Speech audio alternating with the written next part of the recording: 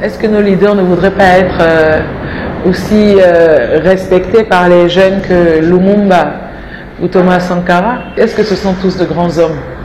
Est-ce qu'ils ont envie de sortir tous par la grande porte de l'histoire? Il y en a beaucoup qui ont fait le choix de l'argent, il y en a beaucoup qui ont fait le choix du luxe, il y en a beaucoup qui ont fait ces choix-là. Ils ont peur de mourir, de toute façon on va tous mourir. Est-ce que mourir pour son peuple c'est une belle mort? Est-ce que mourir dans le déshonneur c'est une belle mort? Parce que souvent ils ont tout cet argent-là, mais à la fin de leur vie ils le regrettent. Sauf qu'il est trop tard, ils ont déjà pris la petite porte de l'histoire. Après ils viennent écrire des livres pour nous fatiguer là. Ils viennent dénoncer après coup. Oui, j'avais les pieds et mains liés parce que voilà, parce que le gouvernement de France me tenait par-ci, par-là. Mais on s'en fout de ça. Au moment où tu avais le pouvoir, au moment où tu pouvais changer les choses, qu'est-ce que tu faisais?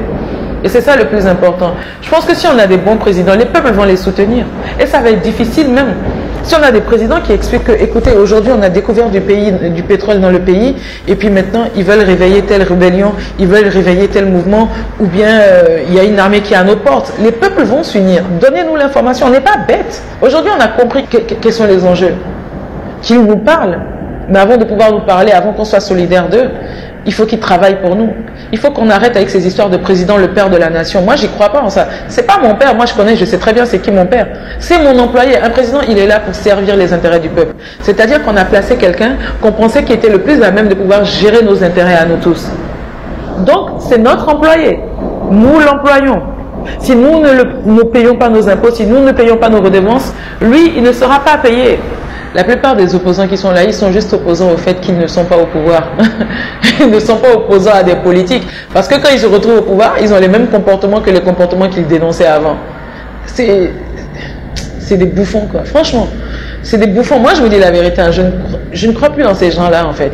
Parce qu'à chaque fois qu'il y a une petite opportunité, on voit comment ils transhument, il y a la transhumance, on voit comment ils sont affairistes, eux aussi, ils dénoncent des choses, mais après ils sont aussi dans des histoires pas claires, tu sais pas, ils sont bizarres. Et en plus c'est des gens qui se disent que je sais pas au nom de quoi, eux ils méritent plus que quelqu'un d'autre d'être président, c'est comme si c'est un droit. Franchement, tous ces gens-là, ces politocars là, ils nous ont pris en otage.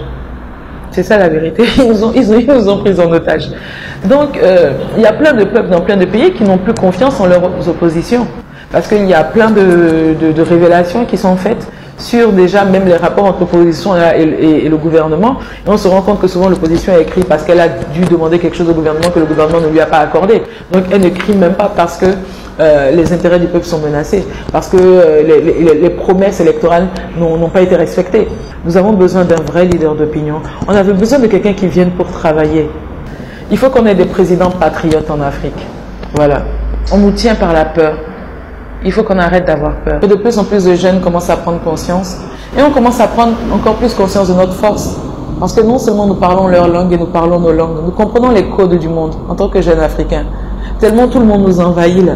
Nous comprenons tous les codes et nous devons nous en servir comme richesse. N'ayez pas peur. Aujourd'hui, personne ne veut de l'Africain, mais tout le monde veut de l'argent de l'Afrique. On ne veut pas de nous, mais on veut de notre argent, on veut de nos richesses. Ce qui me fait rire, c'est que la dernière fois, je regardais une émission française là sur l'immigration clandestine, où les gens disaient « Ouais, l'immigration d'accord, mais choisie. » Mais ton gouvernement fout la merde dans mon pays. Et tu veux pas que je vienne? Mais je vais venir. Je vais venir avec tout mon village, même si possible. Parce que tu as, comment on appelle ça, tu as balkanisé mon pays, tu as transformé mon pays en enfer sur terre et tu veux pas que je vienne? Mais je suis les richesses de mon pays. Tu viens, tu pilles là où mon diamant, mon pétrole, mon uranium part là. Mais je suis à la trace les richesses de mon pays. À un moment, il faut qu'on soit conséquent. Et il faut que les autres peuples, aussi soient solidaires des Africains. Les autres peuples, parce que moi je fais la distinction. Il y a leurs gouvernements sont les criminels. Mais souvent, les peuples ignorent ce que leurs gouvernements font. La majorité des peuples occidentaux ignorent en fait aujourd'hui le niveau de vie qu'ils ont. Ils ignorent en fait comment c'est fait. Ils ignorent le nombre de millions de morts qu'il y a en Afrique.